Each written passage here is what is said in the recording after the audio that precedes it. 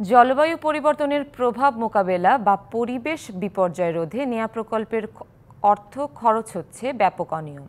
কোনো কোনো ক্ষেত্রে বরাদ্দ অর্থের অর্ধেকেরও বেশি হচ্ছে লোপাট। এর ফলে বিপুল অর্থ ব্যয় প্রকল্প শেষ হলেও যথাযথ সুফল মিলছে না বলে মনে করছেন ট্রান্সপারেন্সি ইন্টারন্যাশনাল বাংলাদেশ টিআইবি। আর পরিবেশ বিজ্ঞানীরা বলছেন স্বচ্ছতা ও জবাবদিহিতার অভাবে বিপর্যয় কাটছে না পরিবেশের। পরিবেশ বিপর্যয় রোধে ২০১০ সাল থেকে ২০২০ সাল পর্যন্ত জলবায়ু পরিবর্তন ট্রাস্ট তহবিল থেকে ৬০৮ কোটি টাকা খরচ করে ১৭৩টি প্রকল্প বাস্তবায়ন করা হয়েছে দেশের বিভিন্ন এলাকায়। টিআইবির অনুসন্ধানে দেখা গেছে এইসব প্রকল্পে বরাদ্দের গড়ে ৩০ ভাগেরও বেশি অর্থ নয়ছয় হয়েছে। কোনো কোনো প্রকল্পে মোট বরাদ্দের অর্ধেক অর্থ লোপাটের ঘটনা ঘটেছে।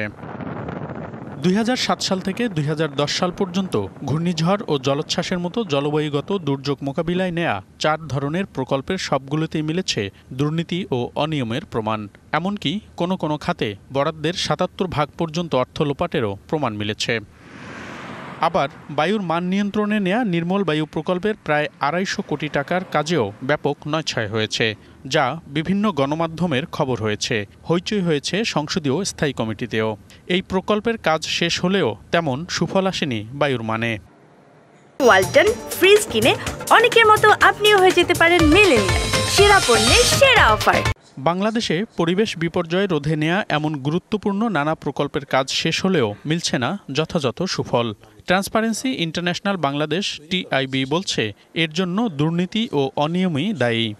জলবায়ু পরিবর্তন মোকাবেলার বিষয়টাকে যারা এই ধরনের প্রকল্প প্রণয়ন, অনুমোদন এবং বাস্তবায়নের সাথে জড়িত তাদের একাংশ নিজেদের সম্পদ বিকাশের উপায় হিসেবে দেখেছেন, যে কারণে এই বিষয়টা প্রত্যাশিত ফল খুব একটা পাওয়া যাচ্ছে না বলে আমি মনে করছি।